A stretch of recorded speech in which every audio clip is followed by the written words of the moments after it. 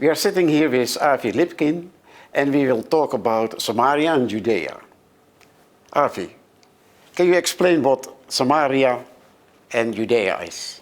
It used to be called the West Bank of Jordan because the Jordanians in 1948-49 invaded what was originally the Palestine Mandate of the British. And there was a British commander who trained the Jordanian army. His name was Glubb, G-L-U-B-B. So they called him Glubb Pasha. He actually converted to Islam. And so he helped the Jordanian army to conquer the West Bank. Jordan today is the East Bank. So what we have is called the West Bank. It's just terminology from the 1949 to 67 map. But Jordania was in the past from the Jews. Jordan, the East Bank, was also supposed to be part of the Jewish state. In 1917, the British government issued the Balfour Declaration, saying that there would be a Jewish homeland in Palestine.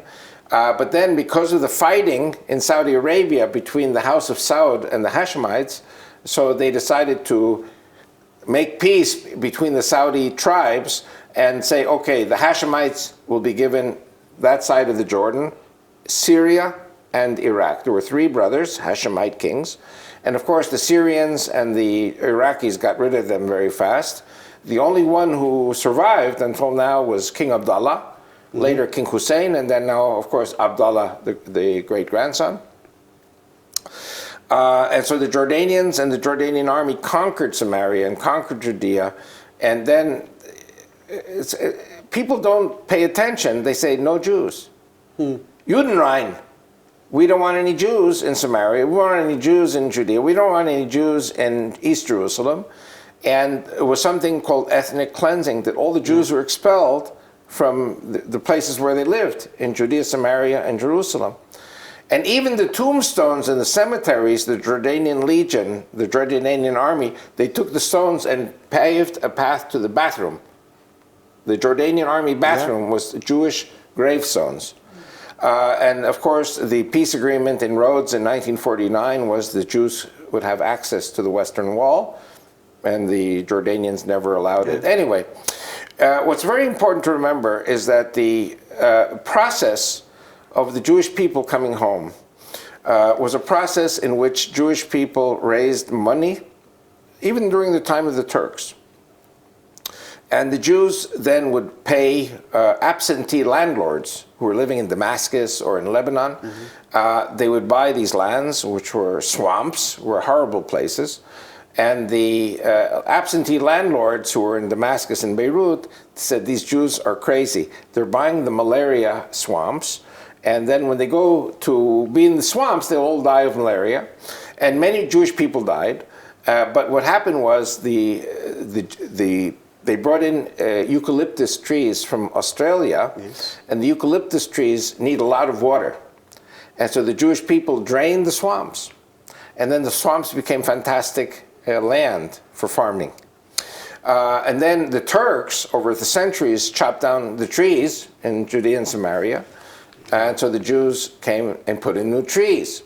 And so, you know, the people, the Arabs, the Muslims who sold their land, they couldn't believe the Jews would succeed.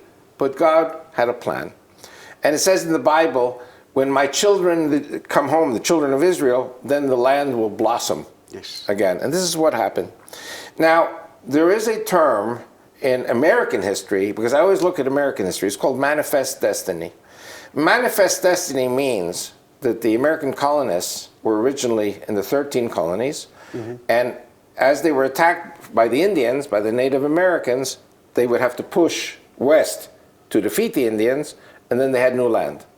Then the next group of Indians would attack, and the white people would have to attack them to defend themselves.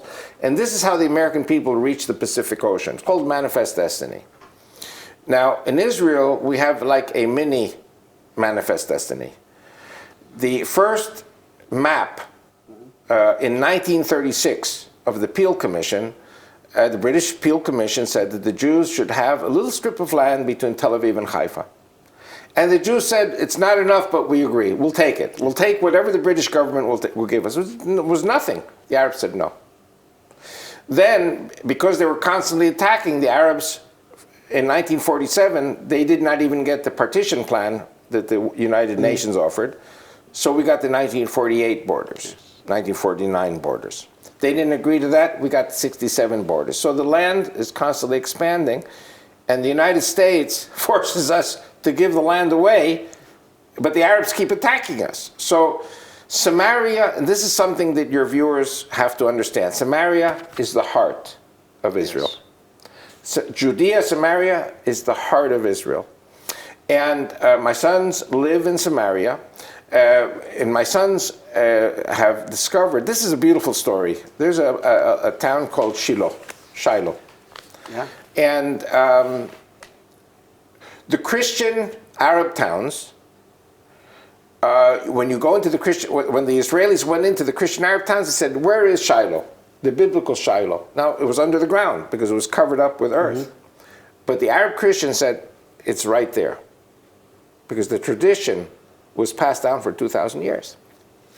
So archaeologists came in, they started uncovering things, and they found a Greek church, which was destroyed by an earthquake. And inside of the entrance, they found a big mosaic. And it says in Greek, may the Lord Jesus bless the people of Shiloh. This must have been 7th, 8th century, Byzantine time. So we knew that this was Shiloh. And now they're uncovering a whole city that was like a tell. You know what a tell is. It's many civilizations. Yeah. And we know that this is Shiloh. The Ark of the Covenant was there 369 years. You know, the atheists say that the Bible is all lies and there was never any, all these stories from the Bible, there was never King David, never King Saul, never the prophet Samuel. The prophet Samuel was born and raised in Shiloh. So if we prove there's a Shiloh, if we don't prove there's a Shiloh, then there's no prophet. If there's no prophet, there's no King David and no King Saul. But if there is a Shiloh, then there is a prophet, Samuel. He has a tomb here in Jerusalem, and he anointed, you know, the King Saul, anointed King David, and we are proving all of these things are true. Another place of interest is actually Benjamin. The tribe of Benjamin is Bethel. Yeah. And my son Aaron made a beautiful DVD about this, where he proves scientifically and archaeologically that indeed Abraham stood exactly at that spot, and he proves it, you know, by showing things that are there. And he proves that Jacob went to sleep with his head on a stone. Yes. And he proves exactly, we know where the stone is. And there are many holy places there. There are many holy signs that this is really where it happened. And we also found other things like giant foot formations where the Israelites made their sacrifices, where they worshiped God, because the foot means where God's presence is. This is only now something, even rabbis don't know these things. These are very, very new things. How does that come, that they don't know? The word for pilgrim in Hebrew is ole la regel. Ole la regel means he who goes up to the foot. This foot would be in a specific place. You'd go up to the foot, and it's a giant foot. And my son has this drone. We took Hollywood-type movies from the sky, and you see these giant foot formations. There are many of them in Israel. And I have friends, actually were in Saudi Arabia for 12 years, and they say we have the same foot formations in Saudi because the Israelites were in the desert of Saudi Arabia for 38 years. Yeah, of course. So it proves we were there also.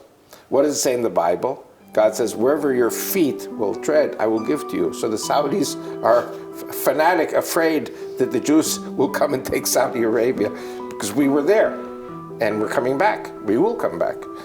It sounds very delusional, but I'm just saying, Samaria is the heart of the Jewish people.